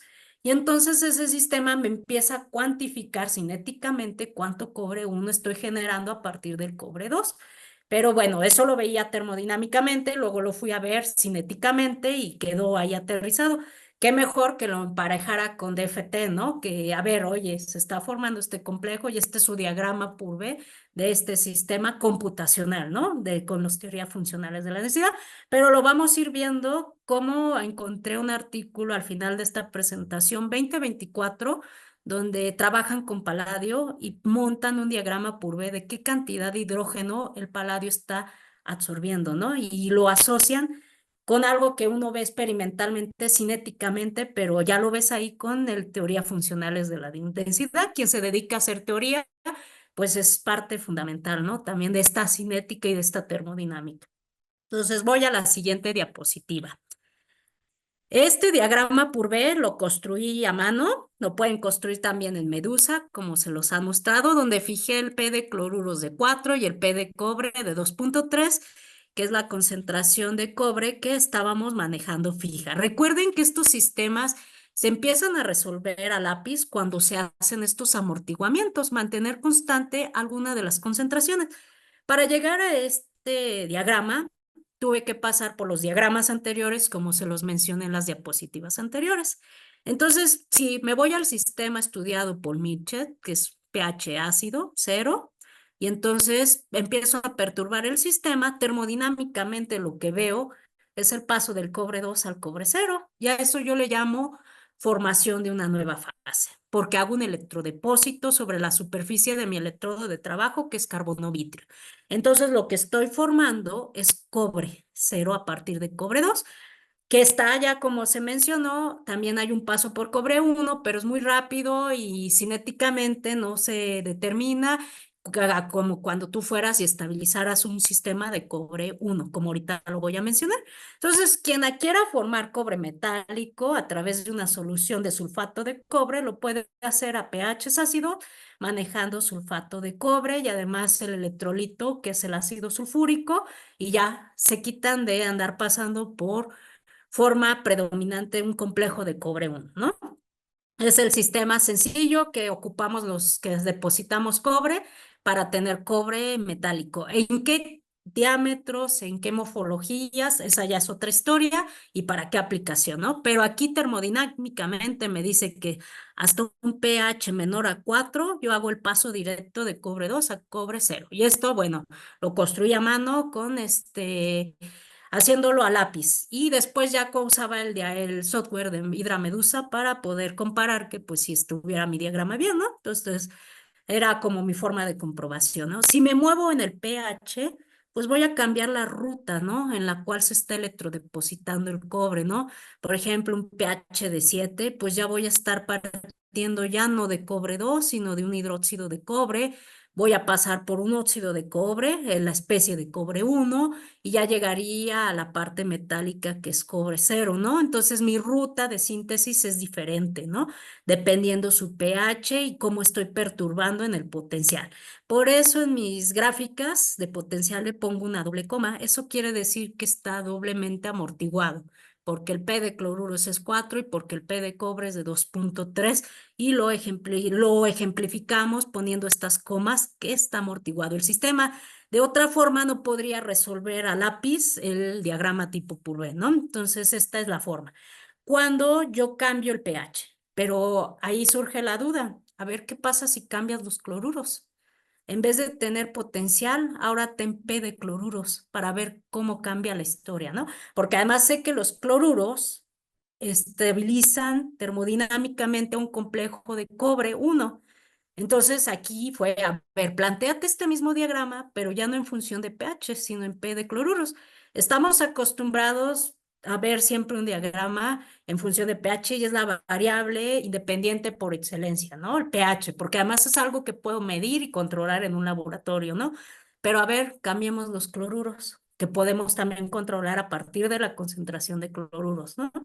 Y entonces se construye igual el diagrama a mano, Doctora, hay utilizando... una pregunta, ¿se la puedo hacer de una vez? Sí, adelante, doctora Erika. Arturo de Jesús García dice, algunos autores reportan la existencia de hidroxocomplejos insolubles de cobre 1 en la especie hidróxido de cobre sólido. ¿Cuál es la diferencia en mostrarlo como cobre 2, bueno, óxido de cobre en el diagrama? El Ajá, CU2O.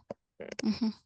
sí, sí, a medida de que tenemos más caracterizaciones, como lo mencionan en la pregunta, podemos demostrar qué complejos se están formando, ¿no? En este caso, este diagrama, como lo construí en su momento con constantes de equilibrio reportadas en el 2005, ya estamos hablando de años atrás. Entonces, lo que se planteaba era este complejo de óxido de cobre, ¿no? Pero no tengo ni la menor duda que haya ya actualización de constantes de equilibrio y un hidroxicomplejo como el que mencionan en la pregunta. Inclusive aquí yo menciono uno de ellos cuando tengo cobre 2, pero lo que entiendo de la pregunta, si es que la entendí bien, es que lo dicen del complejo de cobre 1. Y yo creo que sí lo puede ser, siempre y cuando estén reportadas esas constantes en la literatura y se haga el ejercicio de construir este diagrama y entonces ver si está ese complejo de hidroxicomplejo de cobre, ¿no? Entonces sí puede ser. No, yo tomé constantes ya de años atrás, entonces ahí hay que tener esa parte, ¿no? Y bueno, hay que irse actualizando en las constantes y lo que van reportando en la literatura y más si es en agua, porque ya hay bastante, ¿no? En el agua. La siguiente ya es un diagrama donde yo tengo como variable independiente el P de cloruros. Sigo manteniendo dos amortiguamientos, que es la concentración de cobre y además el pH a 1,4. Si recordarán en mi diapositiva anterior, lo que mantenía constante era la concentración de cobre y además la concentración de cloruros a través de ese doble amortiguamiento. Aquí en este diagrama, ahora lo que mantengo constante es el pH, pero cambio la concentración de los cloruros y cambio es lo que quiero ver como una variable independiente. Y vean qué diferente se ve el diagrama, ¿no? Hasta parece otro diagrama. Y bueno, manejo mis dos sistemas experimentales, donde el sistema 1 estoy planteada en esta región, donde mi paso es del cobre 2 al cobre 0, el sistema sencillo de electrodepósito de cobre, que es con ácido sulfúrico.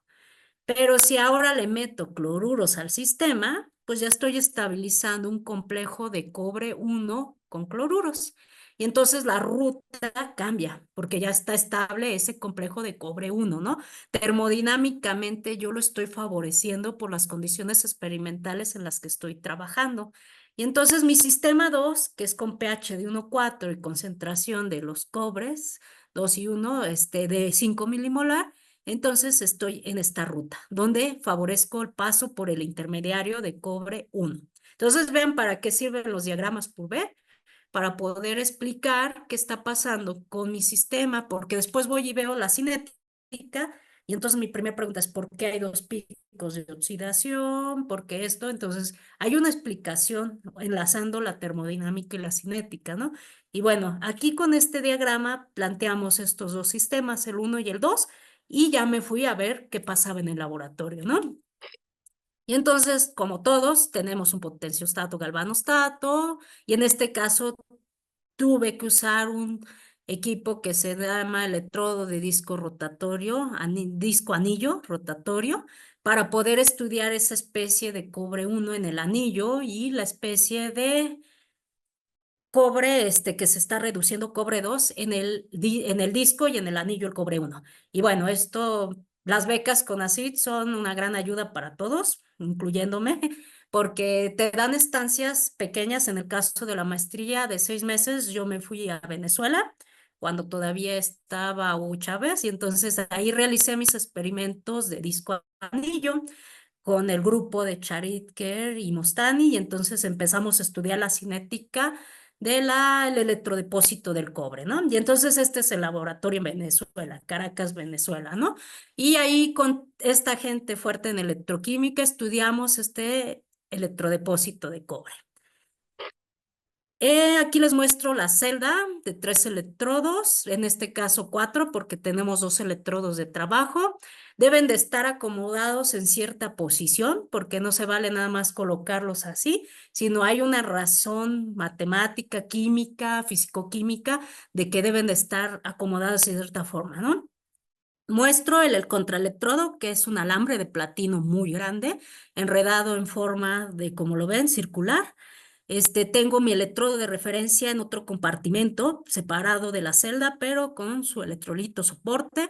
Y en la parte de en medio se encuentra el electrodo de disco anillo. En ese caso, yo uso un electrodo de disco de carbono vitrio y un anillo de platino, pero nadie me impide que el anillo también sea de carbono vitrio, pero era lo que teníamos, entonces fue lo que yo ocupé. Entonces, esta es mi celda electroquímica para hacer el electrodepósito. De ahí, entonces, fijando esto de los electrodos, mantengo la concentración 5 milimolar.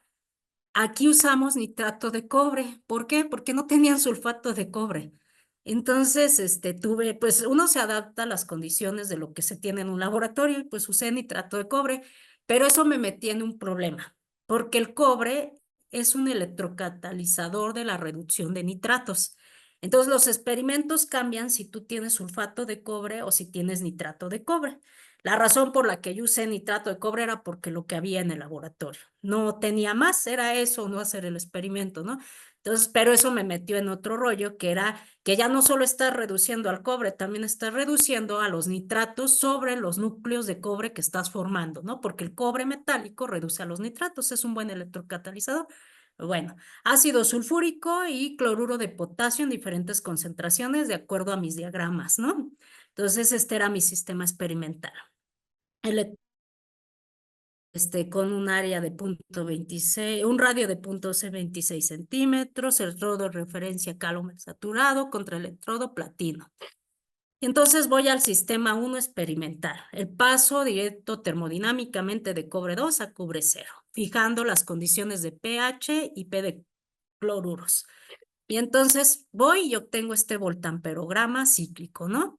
Con esta solución a una velocidad de barridos de 100 milivolts por segundo, partiendo de un potencial de circuito abierto, barriéndose a la dirección catódica. Entonces empiezo el barrido, empiezo a ver un descenso en la corriente, un pico bien formado, el regreso del barrido con un cruce, lo cual nos indica que se trata de un proceso de nucleación y crecimiento en una superficie limpia de carbono vitrio y veo su proceso de oxidación del cobre. Veía voltamperometría y esto era lo que me daba, ¿no? Ya la analizábamos, decía, está pasando esto, está controlado por transferencia de masa, la difusión cuando cambiamos las velocidades de barrido, ¿no? Entonces era el voltamperograma que veíamos. Después me paro en la región donde yo estoy realizando el paso de cobre 2 al cobre 0, que recordando, cualquier corriente negativa ya está asociada a un proceso de reducción. En este caso yo me planteé en punto 0,1 negativo y empecé a hacer cambios de potencial a través de los transitorios potenciostáticos de densidad de corriente. Y entonces veía yo estos transitorios típicos de un proceso de nucleación y crecimiento, ¿no? Entonces ya estábamos seguros que estamos formando cobre 0, ¿no?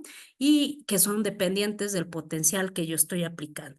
Estos transitorios se pueden analizar con modelos físico-químicos para obtener parámetros cinéticos y ahí viene toda la cinética del sistema, ¿no? Entonces obteníamos tres parámetros importantes: frecuencia de nucleación, densidad numérica de sitios activos y coeficiente de difusión, que es el que podemos ir a comparar en la literatura con algunas otras personas como Milchet, que ya han electrodepositado cobre en este sistema. Y bueno, se utilizan varios modelos de nucleación y crecimiento electroquímico para determinar estos parámetros cinéticos. Ahora, entonces veníamos que hay reacciones secundarias como las que les mencionaba, que es la reducción de nitratos, o puede ser protones, como también se ha mencionado en los diagramas, ¿no? Que no son muy deseadas, pero son a veces inevitables. A pesar de que mi concentración fuera 5 milimolar, tenía nitratos en el sistema y entonces eso lo que provocaba es que hubiera reducciones simultáneas. Hay quien ha reportado que también hay reducción de protones, pues empieza uno a nutrirse en la literatura de que está ocurriendo por cambiar la sal, que era el nitrato de cobre, ¿no? Y entonces se tiene que el paso del cobre 0 al cobre 1 en el caso de la oxidación es rápido y del 2 al 1 es lento. Entonces se empieza a ver la cinética, se tiene que emparejar con otras técnicas de caracterización, como en este caso aquí fue un artículo publicado en Microbalanza de cuarzo. Entonces, bueno, y si se pudiera hacer algunas microscopías in situ como AFM, STM, pues serían de bastante ayuda, ¿no? Ya ahorita en nuestro mundo moderno y si hay un poco más de financiamiento, ¿no? Entonces ahí va esta parte donde tenemos los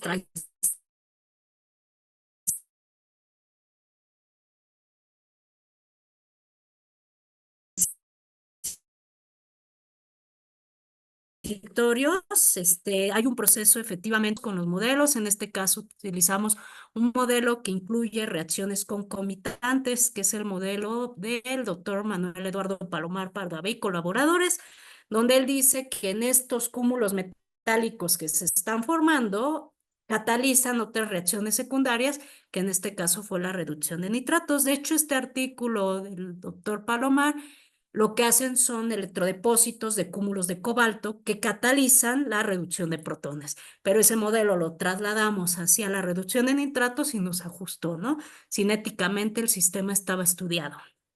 Y ahora me voy al sistema 2, donde ya estabilizo termodinámicamente un complejo de cobre 1.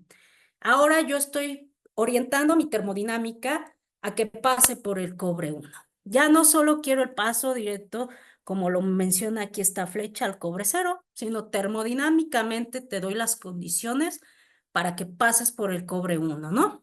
Y entonces estabilizo el cobre 1 y lo llevo a cobre 0, y además de estabilizarlo, lo contabilizo con la técnica del disco anillo, que fue lo que realicé, ¿no? Entonces, el primer sistema es estudiar la voltamperometría cíclica. Y si recuerdan la anterior, esta es diferente. ¿Por qué? De cajón yo veo 2 picos de oxidación. En la anterior solo había un pico de oxidación. Nuevamente parto de un potencial de circuito abierto en el sentido catódico, veo el pico de reducción, voy en el barrido de regreso, veo el cruce y ahora veo 2 picos de oxidación. El primero se lo asocié al paso del cobre 0 al cobre 1 y el segundo lo asocié al paso del cobre 1 al cobre 2. Y alguien me puede decir, ¿por qué los asociaste así y no inverso? Ah, porque después hicimos voltamperogramas cíclicos a diferentes intervalos de potencial. Esto quiere decir que iba cambiando el límite catódico para ver qué pico iba desapareciendo, como ahorita lo menciono en la siguiente diapositiva, y ya poderle decir, ah, este pico le corresponde al cobre 0 al cobre 1 y este al 1 al 2. Pero vean cómo en la reducción el camino lo hacen los 2 pasos en un solo pico, ¿no? Esa es su cinética del sistema. Mi termodinámica me decía que sí se estabiliza el cobre 2, el cobre 1, pero lo estoy viendo en el caso de la oxidación. En la reducción se ve con un solo pico los pasos del 2 hacia el 1 y del 1 hacia 0. Y entonces ya empezamos a ver qué está pasando en la región de la reducción. Entonces, dentro de toda esta corriente, densidad de corrientes negativas, pues tenemos los pasos, tanto del 2 al 1 como del 1 al 0. Y entonces cambiamos los intervalos de potencial para ver qué pico desaparecía, y a medida que yo iba haciendo diferentes intervalos de potencial, el primer pico que desapareció fue el pico que estoy mostrando aquí. Y entonces ese es el que se le asocia al cobre 0 hacia el 1. Y el que quedó, que es el marcado con círculos huecos negros, es el que es del 1 al 2, esa oxidación, ¿no? Haciendo estos cambios de límites de potencial. Entonces, este es el voltamperograma que nos da. Nos vamos a los transitorios potenciostáticos de densidad de corriente y vemos que su forma cambia a lo del sistema 1, pero siguen siendo transitorios donde se ve el proceso de nucleación y crecimiento, ¿no? Electroquímico, ¿no? Entonces cambiamos los potenciales y entonces vemos que hay una dependencia en el potencial cuando hacemos estos transitorios, ¿no? Se pueden analizar nuevamente con modelos físico-químicos, sí, con los modelos ya reportados en la literatura, ¿no? Y entonces se empiezan a hacer los estudios y para ahorita en la siguiente diapositiva mostrarles los parámetros cinéticos, cómo ocurría con el sistema 1. Pero antes de irme a los parámetros cinéticos, comparamos un mismo potencial, los dos sistemas, el 1 y el 2, y vean la diferencia de respuestas. En el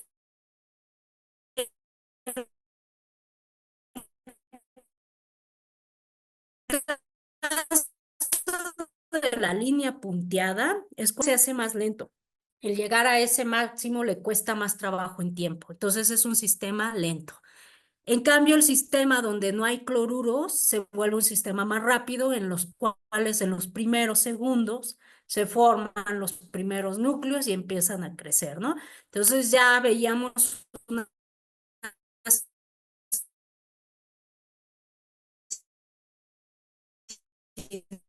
cinética completa completamente diferente, ya predicha cuánto cobre 1 estaba yo generando a partir del cobre 2, y fue cuando se utilizó el electrodo rotatorio de disco anillo.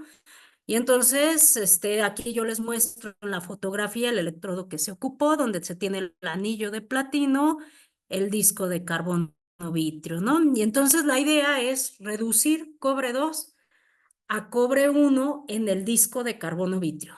Y el cobre 1 que se esté generando en el disco a través de la convección forzada, agarrarlo en el anillo de platino para regresarlo a cobre 2 y además cuantificarlo, ¿no? Entonces aquí tenemos la de disco anillo, que también se usa bastante para estudiar mecanismos de reacción cuando se están reduciendo especies como el O2 y que queremos ver qué ruta se está llevando, pues se vienen unas técnicas de este equipo de electroquímica para que se cuantifiquen estas especies intermedias diarias en el caso del electrodepósito, en el caso de reducción de algunas especies importantes como el lodos, ¿no? Entonces hay algo que se llama factor de colección, que es la corriente límite en el anillo entre la corriente límite del disco.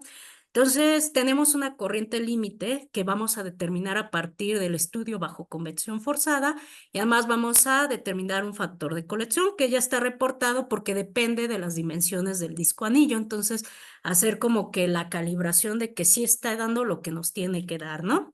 Se corre a veces con sistemas muy conocidos, entonces sí ya es como lo reportan en algunos libros y pues aquí lo que hicimos es comparar. Aquí les muestro los transitorios de corriente en el anillo. Entonces yo cambiaba el tiempo porque es un transitorio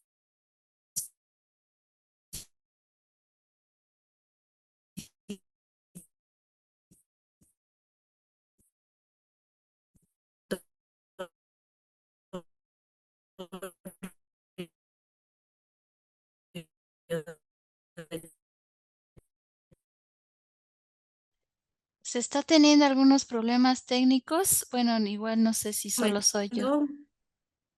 ¿Se fue, doctor Eric, Se el fue. sonido? Si gusta repetir esto último, por favor.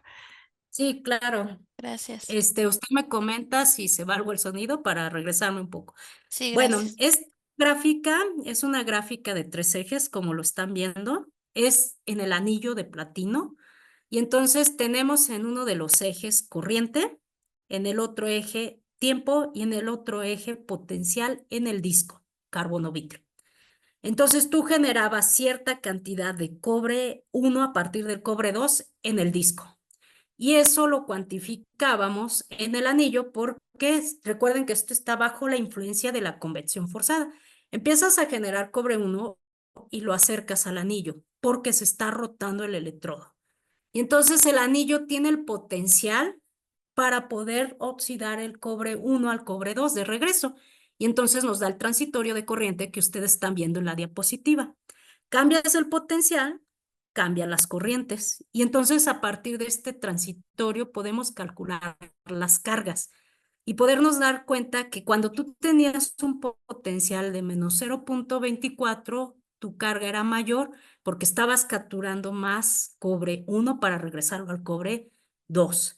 Y vas cambiando el potencial en el disco y entonces van cambiando las cargas. En este caso fue descendiendo, ¿no? Y son los potenciales que se manejaron a una misma velocidad de rotación.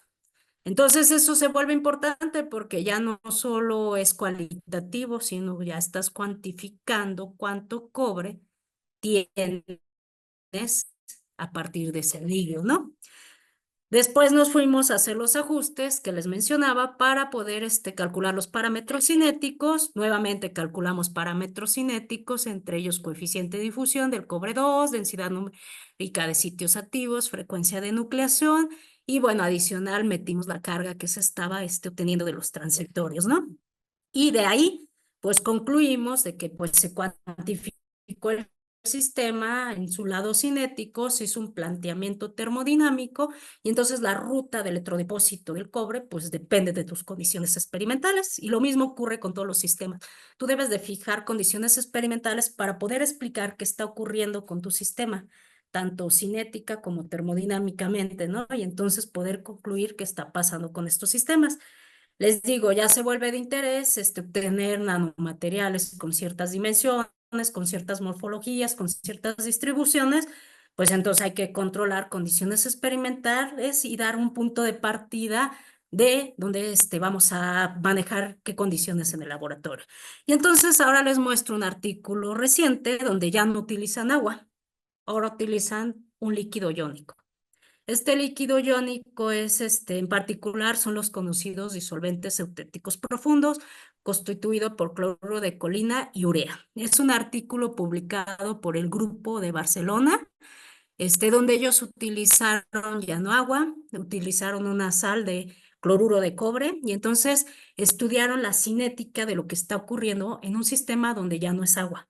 Y vean estos voltamperogramas, pues se parecen un poco al voltamperograma que yo tenía con la especie estabilizada de cobre 1, a diferencia de que aquí se ve un proceso donde ya hay una reducción del cobre 2 al cobre 1, del cobre 1 al cobre 0, el regreso te da el pico de la oxidación del 0 al 1 y del 1 al 2. Entonces aparece un voltamperograma de un proceso altamente reversible, que es el paso de cobre 2 al cobre 1, pero eso es porque en este disolvente la concentración de cloruros es muy grande, análoga a 3 molar de cloruro de potasio. Y entonces estudiaron la cinética y proponen los pasos del 2 al 1, del 1 al 0, pero bueno, tiene sentido de que hay estudios previos en la literatura de disolventes acuosos y ahora ya nos mudamos a un disolvente donde ya no hay agua, entonces ya no podemos hacer termodinámica porque no hay reportadas constantes de equilibrio. Entonces ahí hay que hacer trabajo de calcular constantes de equilibrio, pero bueno, para que vean que todo esto tiene algún sentido y va hacia algún lugar, se van haciendo los sistemas más complejos, ¿no? Y entonces ya en este caso ya no tenemos agua. Y sus morfologías, dependiendo los potenciales que ellos aplican en esta publicación, tienen diferentes morfologías. Y ahora, ¿por qué cambia la morfología? Pues si queremos propiedades electrocatalíticas, son fuertemente dependientes de la morfología, del tamaño, de la composición, de la distribución. Si tú las puedes controlar con el método de síntesis, se vuelve algo importante, porque entonces puedes producir materiales con condiciones controladas. Y entonces modificaban el potencial en el sistema y como lo ven, al inicio ven aglomerados, se empiezan a formar pequeñas barras irregulares, se empiezan a aglomerar esas barras, llega un momento que se ven como flores en la microscopía y entonces cambian las morfologías y la estructura cristalina, porque también eso se está cambiando con la ruta de síntesis, ¿no? Y entonces las propiedades catalíticas en consecuencia van a cambiar, ¿no? Y bueno, esta es una publicación reciente donde ya no utilizan agua, pero no hay termodinámica, hay cinética. Y bueno, ahora vamos con la influencia de las propiedades electrocatalíticas de forma rápida para darles tiempo de preguntas a la audiencia. Encontré este artículo, ahorita lo voy a mencionar, 2024. Nosotros asumimos que una superficie puede estar lisa, pero la realidad no es esa. Siempre va a haber algo, no es una superficie lisa.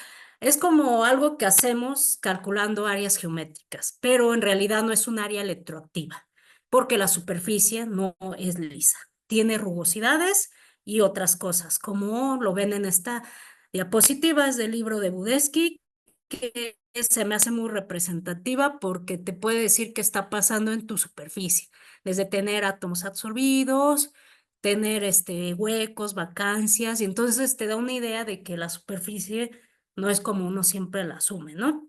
Entonces, en esta publicación que les muestro, 2024 de la International Journal of Hydrogen Energy, estudian con teoría funcionales de la densidad diagramas tipo Purvé de las superficies de paladio, con diferentes estructuras cristalográficas, como lo muestran aquí. Aparte de tener diferente estructura cristalográfica, también tienen diferentes acomodos. Pueden tener adátomos, vacancias o la falta de algún renglón de átomos, ¿no? Entonces, hacen el estudio teórico y hacen la construcción de un diagrama Purvé con esta metodología, ¿no? Entonces ellos lo que empiezan a calcular son potenciales, diferencias de potenciales, diferencias de energías libres de Gibbs en función de la estructura cristalográfica y además de los defectos que tiene el material, ¿no? Y se dan cuenta porque el paladio es un material que tiene la capacidad de tener el hidrógeno que se reduce de los protones en la superficie o tenerlo penetrado, lo que se conoce como adsorción o absorción, o en general podría decir procesos de sorción, ¿no? Y se puede estudiar cinéticamente, que es parte de lo que yo hice en mi doctorado, estudiando la cinética de estos procesos de sorción, y lo publicamos, como ahorita se los voy a mostrar.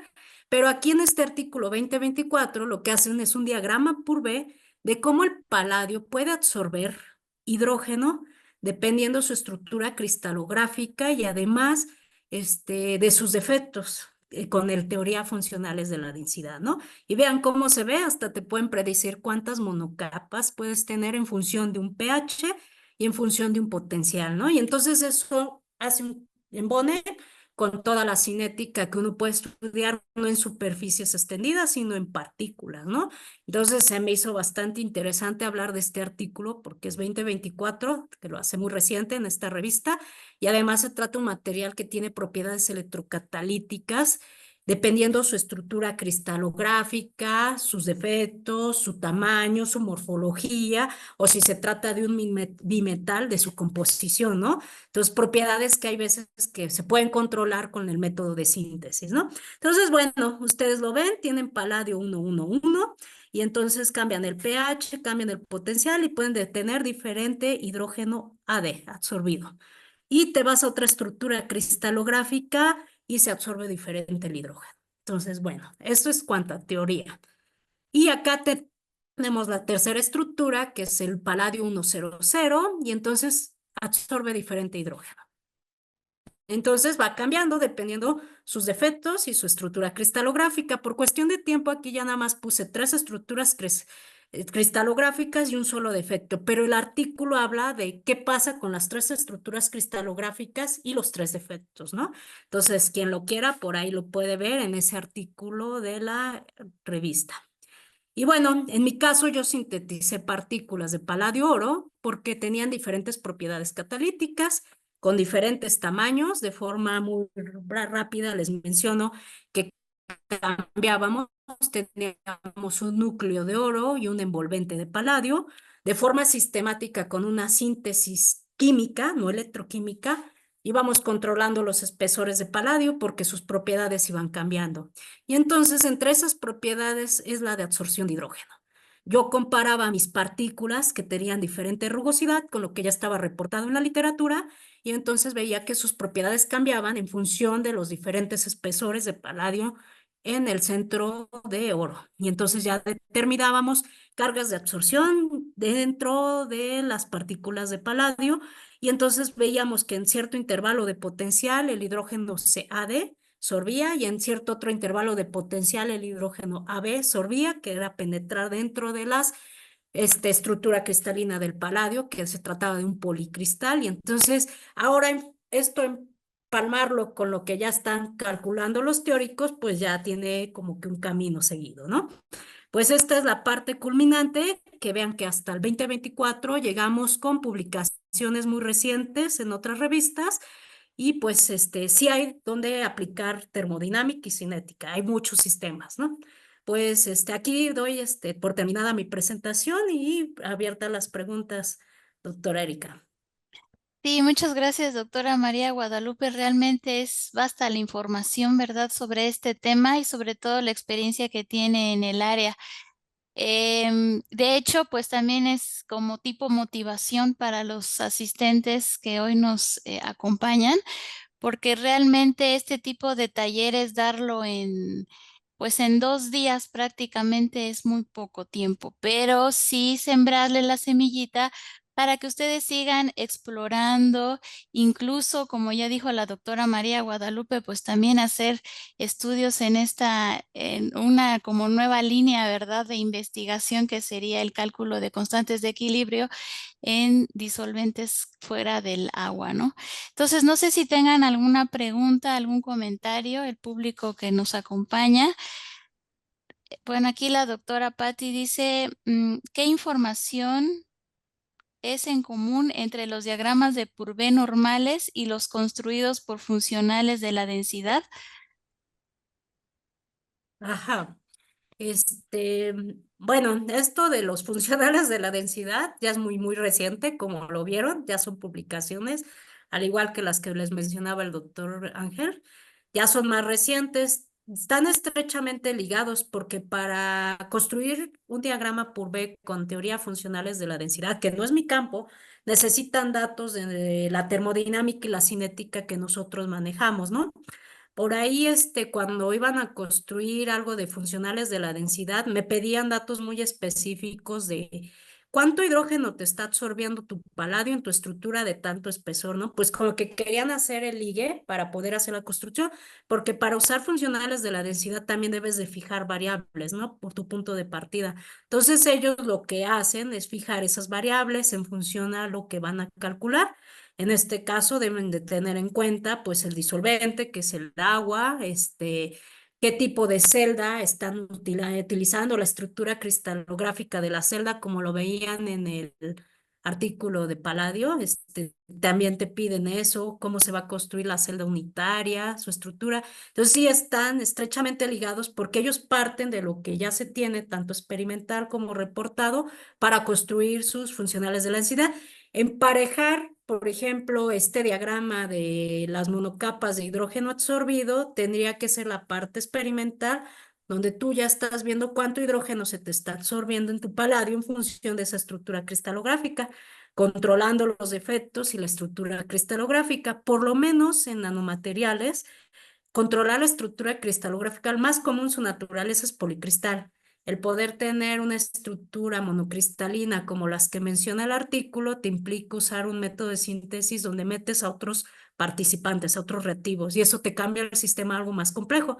Pueden ser polímeros o surfactantes, ¿no? Pero pues yo creo que hay que seguir trabajando. Hay bastante trabajo, bastante territorio para trabajar, pero sí están ligados. Ellos parten de los datos experimentales ya reportados, ¿no?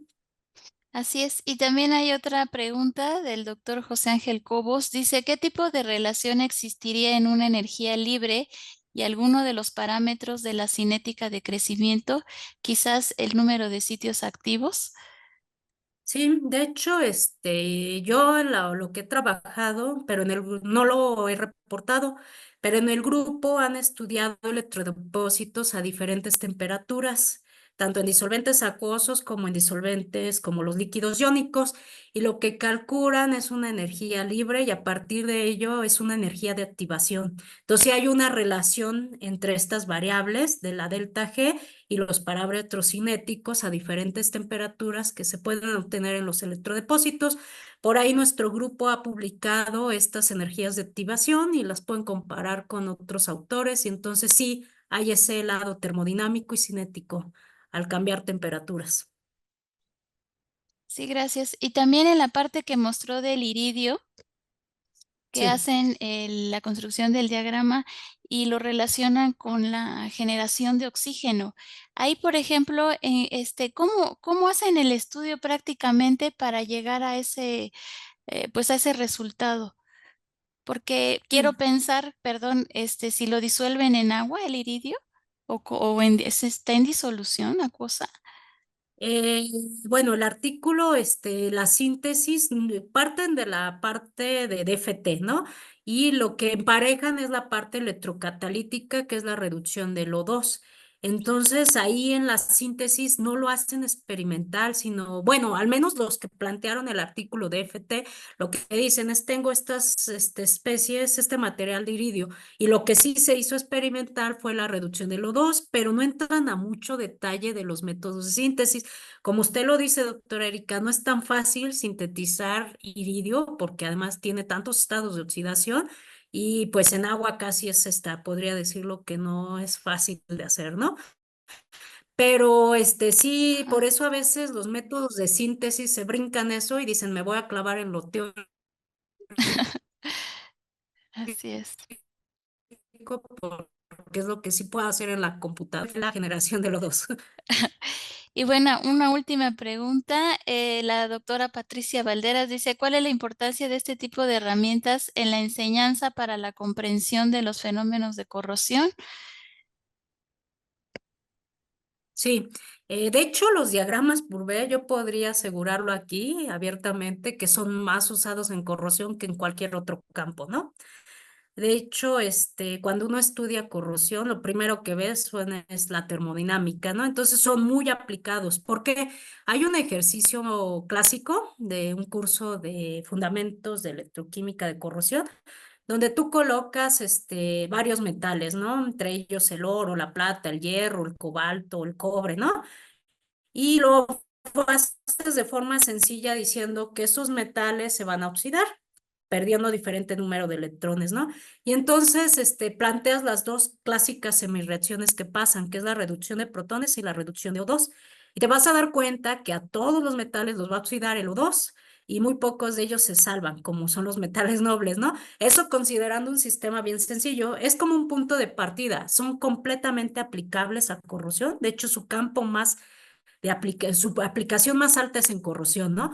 Y pues es más raro encontrar que se apliquen, pero sí lo hay, como lo vieron en cosas de síntesis, electrocatálisis y todo. Pero netamente son para corrosión, ¿no? Así Su es. aplicación. Bien, pues la mandan a felicitar ahí en el chat. Muy buena presentación, felicidades. Y pues sí, obviamente hay que seguir trabajando en esto. Qué gusto, doctora María Guadalupe, tenerla hoy en esta sesión. Le agradecemos infinitamente su presencia y compartir esta información con nosotros. Muchas gracias. Y a nombre de la sociedad, si gusta dejar de proyectar, por favor. No sé, doctora Erika, ya dejé de compartir. Yo al menos ya no lo veo en mi pantalla. No sé si ustedes lo sigan viendo. Yo lo sigo viendo, no sé el resto. Sí, lo seguimos viendo. Creo A que ver. ya. Ahí está.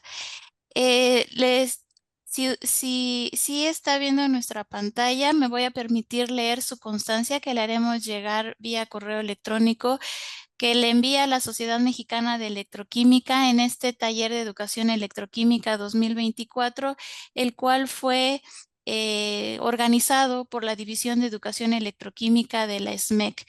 A la doctora María Guadalupe Montes de Oca Yemja por haber impartido el taller Aplicaciones de los diagramas de Purvé en corrosión electroquímica de materiales y electrocatálisis. Lo firma la doctora Citlali Gaona Tiburcio, presidente del Comité Ejecutivo en el periodo 2023-2025 y a la vez por las líderes de la División de Educación Electroquímica, su servidora doctora Erika Méndez Albores y la doctora Patricia Valderas Hernández. Muchas gracias, doctora María. Sí. Gracias, Sí. doctora Erika. Pues primeramente por la invitación que me hizo la doctora Patricia Valderas. Ya nos conocemos de años atrás. Siempre es un gusto comunicarme con ella y qué mejor para un taller de educación electroquímica. Al mismo tiempo agradecerle a usted, doctora Erika, que no tenía el gusto de conocerla, pero bueno, ya nos Así videoconocemos. es. Y a la doctora Citlali, que la he logrado ver en algunos congresos, y pues bueno, agradecer la invitación y que pues hemos estado trabajando en electroquímica en México. Como lo dice el doctor Cabos, hay que seguirle trabajando porque hay bastante que hacer en medio no acuoso, en corrosión, en electrocatálisis, ¿no? Y pues hay bastante energía en la juventud para seguir adelante, ¿no? Y pues es todo un gusto estar con ustedes, impartiendo este taller de 2 días cortos, pero intensos, ¿no? Entonces, gracias por la invitación. Al contrario, muchas gracias a usted y buena tarde. Buenas tardes.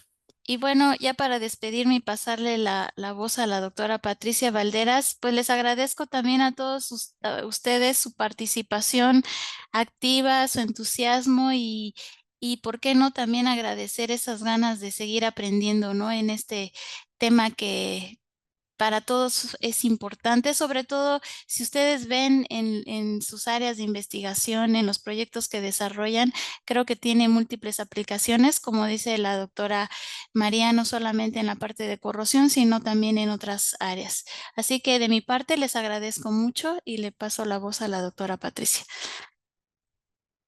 Y muchísimas gracias, doctora Erika. Pues nada más finalmente agradecer tanto a los ponentes como a ustedes como asistentes.